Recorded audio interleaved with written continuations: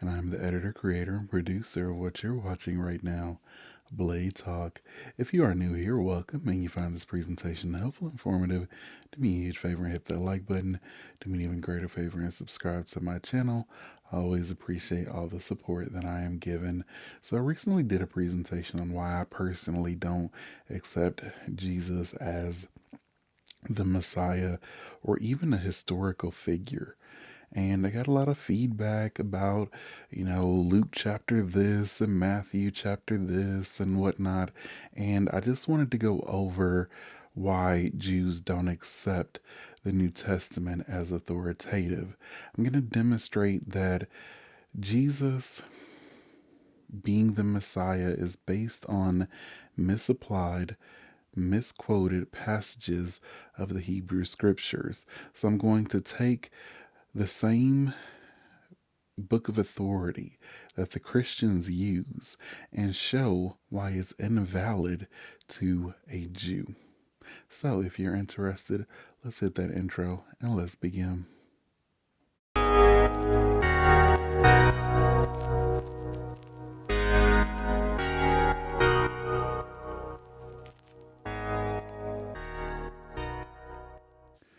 Okay, so again, for me, I don't accept Jesus personally because I think that the whole Jesus narrative, the story, even the person himself is an invention of Rome. If you know anything about the Roman Empire, you know that they were brutal, they were vicious, they were masters at propaganda and controlling the masses, things like that. And for me, they were the Nazi party of their day. And so for me to accept that anything divine came from a vicious, horrible empire is just a hard sell for me. When the Emperor Constantine got all the bishops and whatnot together in 325 AD at the Council of Nicaea, they voted on what should go in and what should go be removed based on political power, based on their ideology. It wasn't a revelation from God. There was no prophet among them. It was literally voted on by men, and it had to fit the Roman Empire's agenda. Notice how not one word of the New Testament speaks ill about a horrible empire in Rome. The New Testament has underlying anti Semitic ideas in it. It paints Jews as the antagonists of the story, when in actuality, again, Rome was a horrible empire. But you wouldn't know that if you read the New Testament, because obviously it had to be sanctioned by Rome. So for me, that disqualifies it. Nevertheless, I'm going to use the New Testament and I'm going to show that Jesus is based on misapplied, misquoted, and fabricated prophecies. They're trying to force Jesus in as the Messiah. So let's jump right into the fabricated prophecies. 3 examples. A. Matthew chapter 2 verse 23. Matthew chapter 2 verse 23 claims that young Jesus and his family came to reside in Nazareth, so that which was spoken through the prophets might be fulfilled. He shall be called a Nazarene. The words he shall be called a Nazarene do not appear in the Hebrew scriptures. In fact, neither the city of Nazareth nor anyone from Nazareth is ever mentioned in the Hebrew Bible. It's just not there. B. Matthew chapter 27 verse 9 and 10. Judas regretted his participation in getting Jesus arrested. Earlier we were told that the chief priests paid Judas 30 pieces of silver to do the deed. Now in chapter 27, he is depicted trying to return the silver. He eventually throws it into the temple and goes off to kill himself. The priest decides to use the silver to purchase a potter's field or a cemetery for unknown people. Matthew chapter 27 verse 9 and 10 claims that which was spoken through the prophet Jeremiah was fulfilled, saying, "And they took 30 pieces of silver, the price of the one whose price had been set by the sons of Israel, and they gave them for the potter's field, as the Lord directed me." Sounds impressive. The problem? Well, the footnote for Matthew chapter 27, verses 9 and 10 in the New American Standard Version of the Bible puts it well. Matthew's attributing this text to Jeremiah is puzzling. There is no such text in that book. Now, Christian apologists have offered many different excuses for this and offer examples such as the prophecy was spoken in Jeremiah, but the Jews cut it out. The prophecy was in a writing by Jeremiah that no one has seen and that no longer exists. Matthew had a bad memory, or it was an ancient equivalent of a typo. The prediction was spoken by Jeremiah, but never written down. While creative, this last one withers under the mildness of scrutiny. Matthew uses the same formulation 20 times, 18 of which can be found in some form or another in the Hebrew text. As far as the other two, the first one that I quoted and this one, they're not in the Hebrew scriptures at all. They're just not there. C. John chapter 2, verse 17. We are presented with a passage that describes Jesus overturning tables and making a whip and chasing individuals out of the temple. It states in John chapter 2 verse 17 that his disciples remembered, "Zeal for your house consumes me." Intriguing. Here's the problem. While the text does appear in Psalms chapter 69 verse 9, it is not a messianic prophecy. Moreover, even if it were, it would present a major problem for Christianity that holds that Jesus was sinless. The person praying in Psalm chapter 69 is a sinner, as it states in Psalms chapter 69 verse 5. "O Elohim, you know my foolishness, and my sins are not hidden from you." So unless Christians want to say that Jesus was a foolish sinner, they cannot use this passage. Now let's look at misquoted and misapplied passages. Again, 3 examples. A. Matthew chapter 2, verse 14 and 15. Mary and Joseph take the baby Jesus and flee from King Herod into Egypt, where they remain until after King Herod's death, so that which was spoken by the Lord through the prophet might be fulfilled, saying, "Out of Egypt did I call my son." Sounds impressive until one checks the source. Hosea chapter 11 verse 1. "When Israel was a youth, I loved him, and out of Egypt I called my son." The author of Matthew ripped half the verse out of its context, a lament about Israel, and made it appear as if it were a messianic prophecy. B. Matthew chapter 1 verse 21 through 23. Probably one of the most misapplied passages foretelling of the Jesus and virgin birth story. It states, "Now all this took place, so what was spoken by the Lord through the prophet might be fulfilled, saying, Behold, the virgin will be with child, and shall bear a son, and they shall call his name Emmanuel," which translated means God with us. The prophet invoked here is Isaiah, specifically Isaiah chapter 7 verse 14, which says, "Therefore the Lord himself will give you a sign. Behold, the young woman will be with child and bear a son, and she shall call his name Emmanuel." Now let's put the two passages side by side. Notice the difference with respect to the child's name.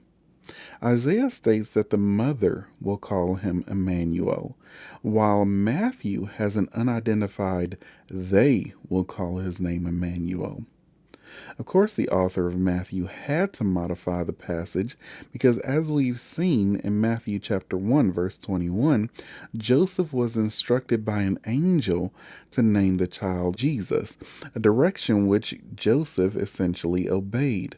So Matthew changes it from third person singular, she will call, to third person plural, they will call. Now, some people will say that Matthew was talking about the Septuagint.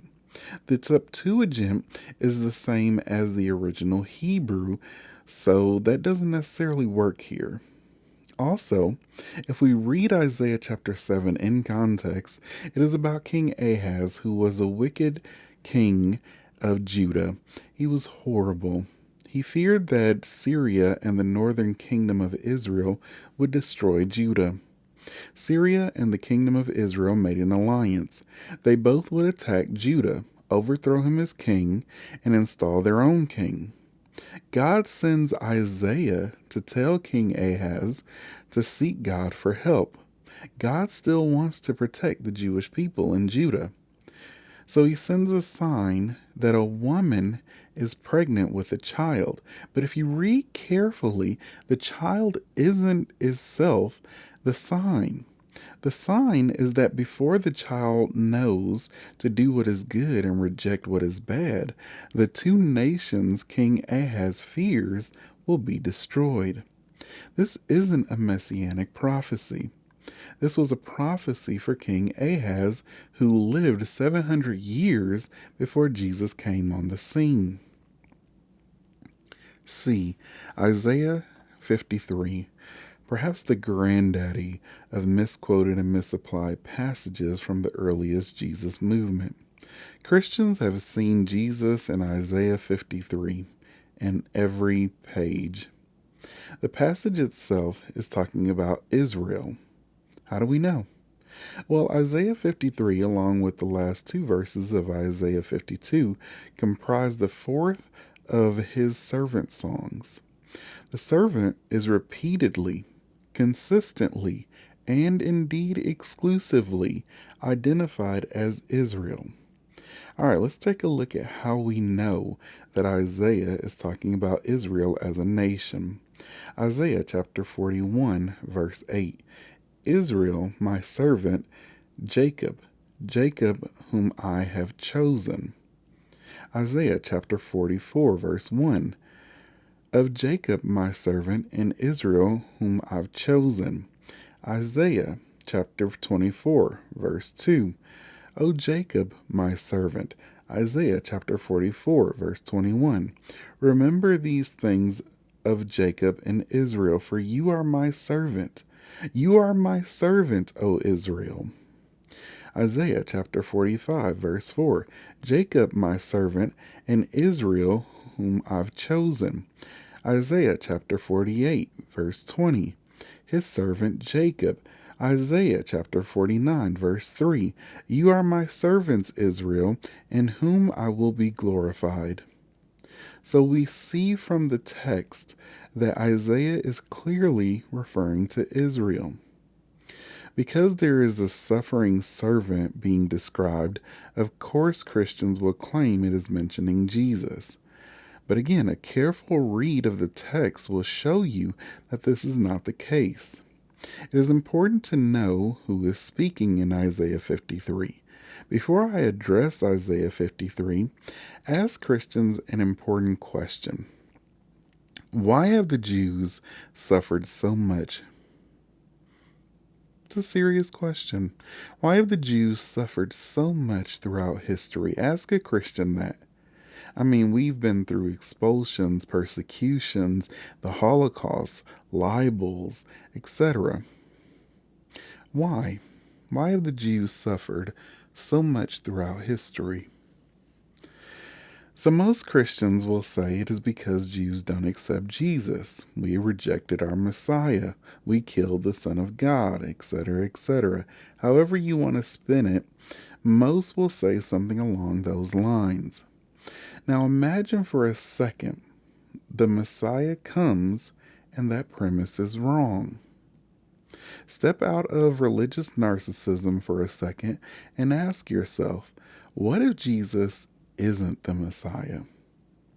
The obvious question then becomes, if the Jews were right about their scriptures all along, then why did the Jews suffer? Well, ladies and gentlemen, I present to you Isaiah 53. You need to read the last 3 verses of Isaiah 52. Why? Because God is speaking here. Then in Isaiah 53, verses 1 through 8, God is not speaking. Isaiah is prophesying what the Gentiles or non-Jews will say when the Messiah comes.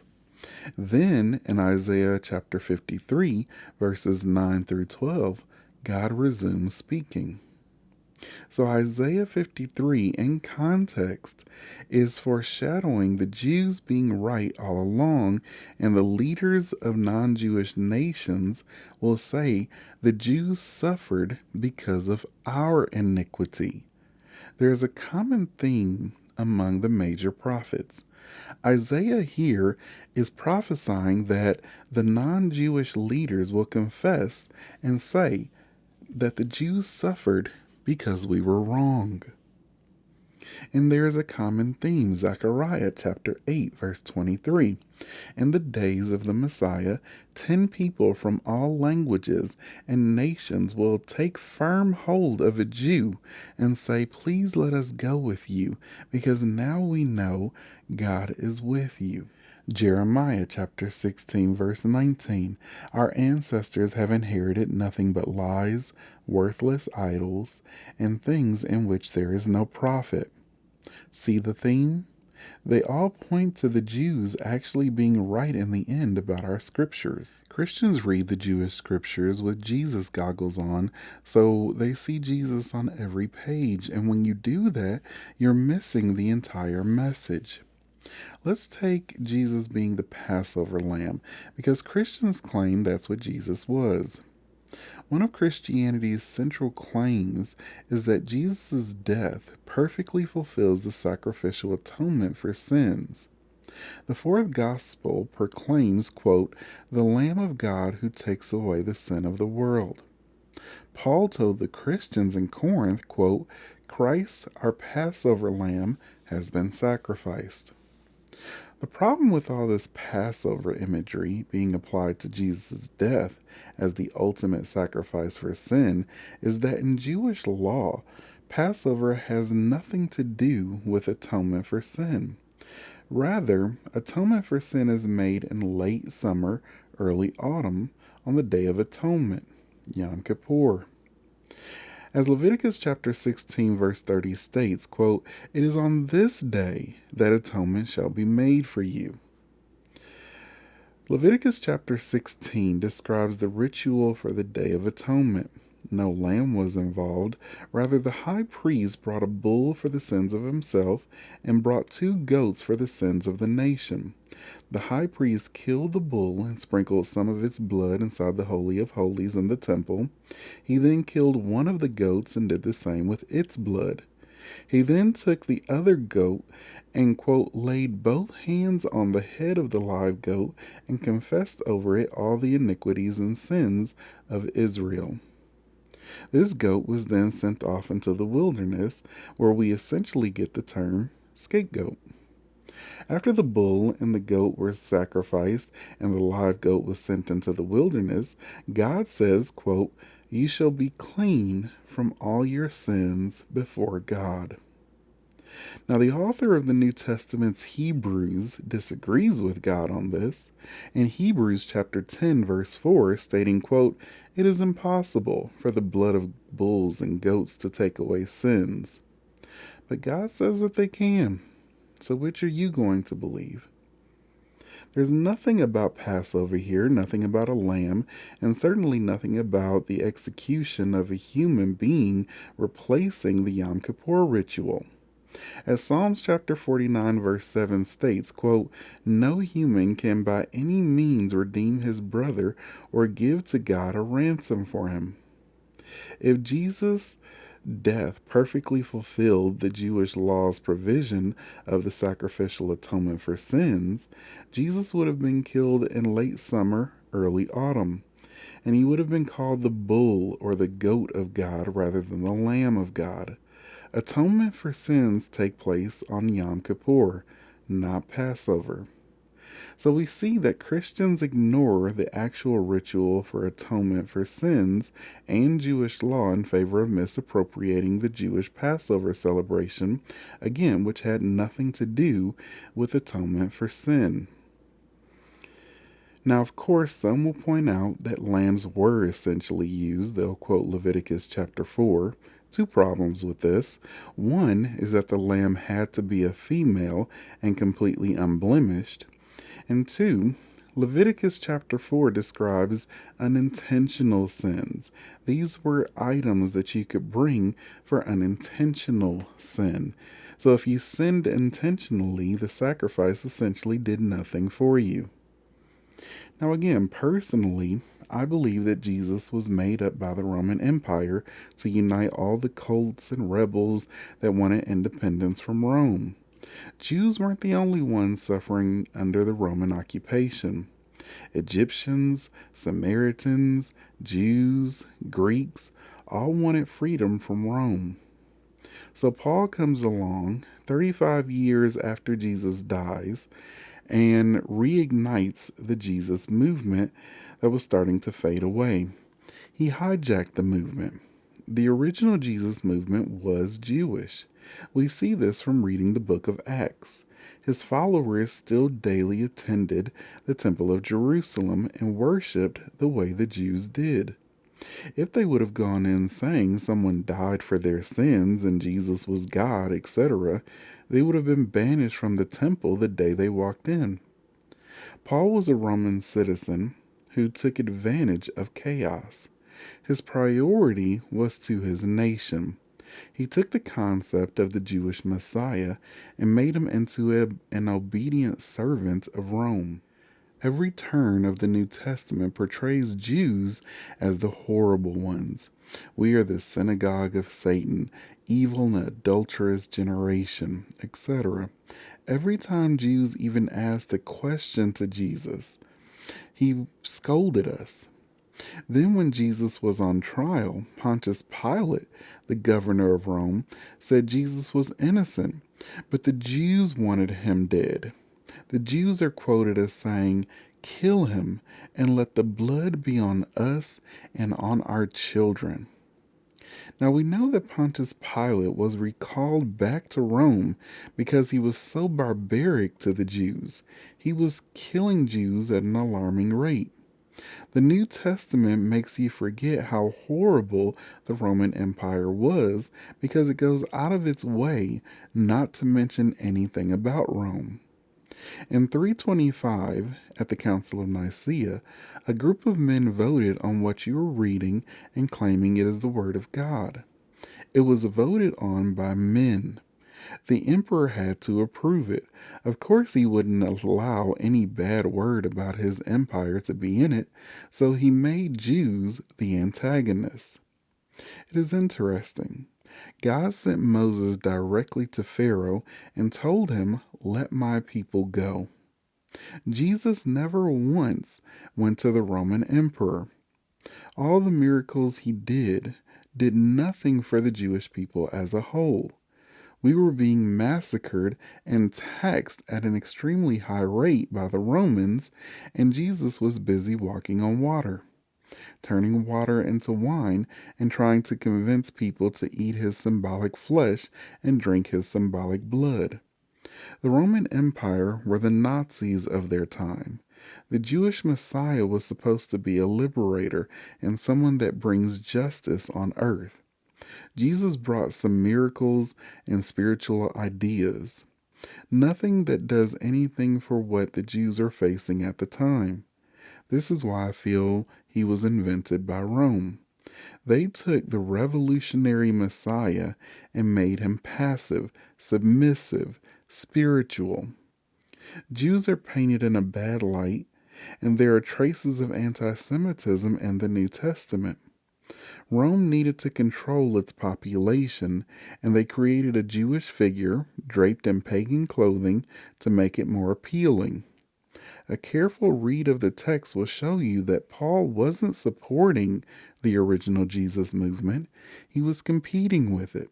There is nothing about the atrocities of Rome, and you have millions of Christians that believe that Jews killed Jesus when in fact it was Rome and Roman soldiers. So, again, this is why Jews don't accept Jesus as the Messiah, and why I personally don't accept him. Again, I believe that Rome invented this figure, and it's a way for them to maintain their power, their control. The Roman Empire was the bully of their day, the bully of their time, and they wanted their empire to last forever. What better way to do it than to make you believe in a figure that is so obedient to the Roman Empire? Not one horrible word is spoken about the Roman Empire in the New Testament. Jesus goes out of his way to call Jews, we're an adulterous generation. We are Satan is our father, the synagogue of Satan, etc., etc. He scolds Jews at every turn. But it's interesting that for all the atrocities that the Roman Empire was committing, Jesus never had any words for them or the emperor. I find that very strange. When we see major prophets such as Jeremiah, Isaiah, they criticize both. You have to maintain a level of spiritual neutrality. They criticized the people and told them to get back to Torah, but they also stood up to the kings when they were wrong. Samuel approached King Saul and said, "You're wrong." We see that Isaiah approached King Ahaz and said, "You're wrong." King David was wrong. King Solomon was wrong towards the end of his life. Isn't it funny that everything that Paul had to say aligned perfectly with the Roman Empire's interests? It wasn't neutral. There was an agenda. So that's why I personally don't believe in Jesus, and why most Jews don't. Never mind the fact that he didn't fulfill any of the messianic prophecies as far as rebuilding the temple. The temple was already standing at Jesus' time, gathering all the Jews to the land of Israel, bringing peace on earth. You could look out your window today and you tell me if we have peace on earth. And Christians will say that, well, he'll do that when he comes back.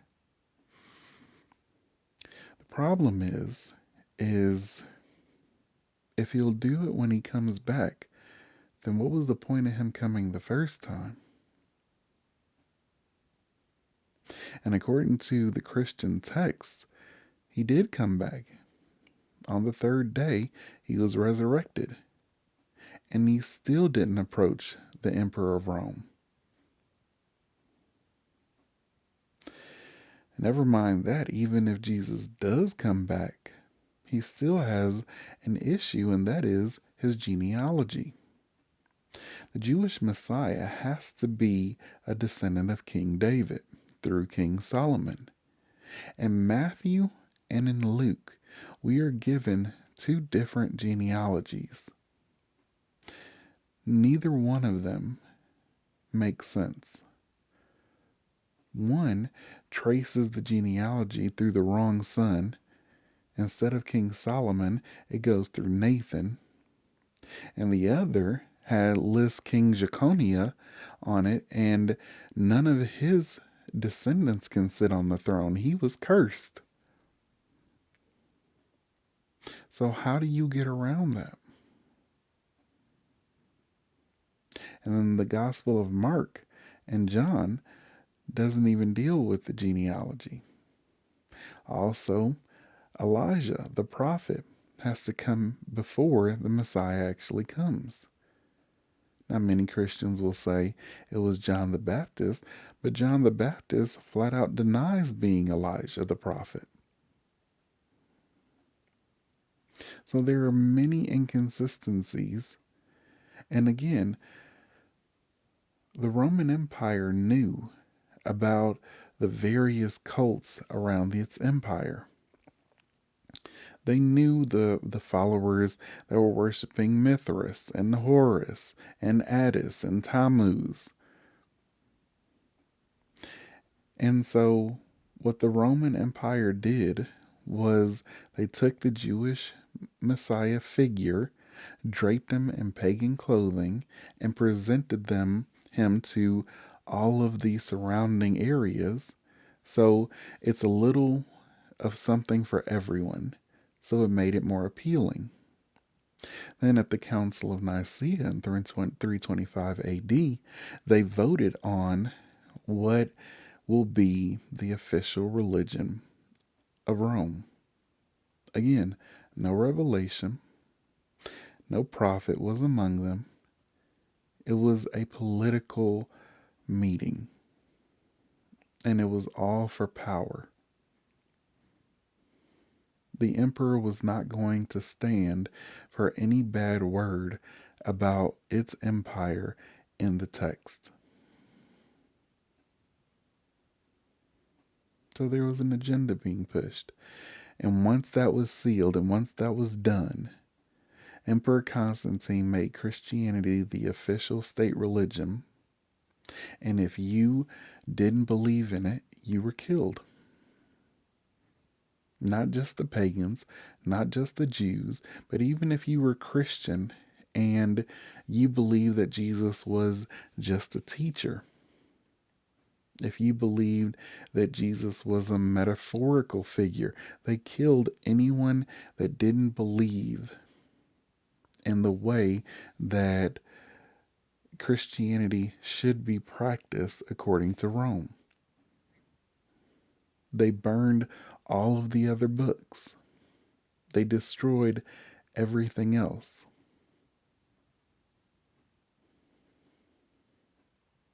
The Jewish Messiah isn't a figure that you need to believe in. Would you say that you personally believe that Donald Trump is the president of the United States in the year 2025? No. It's a fact. He won the election and is done. That's the same way that we're going to look at the Jewish Messiah. When there's peace on earth, when the Jews return to our homeland, when the third temple is built, all you have to do is look to Israel and whoever is sitting on the throne. That's the Messiah. Going to be a regular human being, a liberator. He's going to be victorious over the Jewish people's enemies, and he's going to bring peace to the world. That's why Jews don't accept Jesus. So, if you found this presentation helpful and informative, do me a huge favor and hit that like button. Do me an even greater favor and subscribe to my channel. I always appreciate all the support that I'm given. Thank you all so much for tuning in to Blade Talk. Be good to yourselves, be good to others, and until the next presentation, you all take care.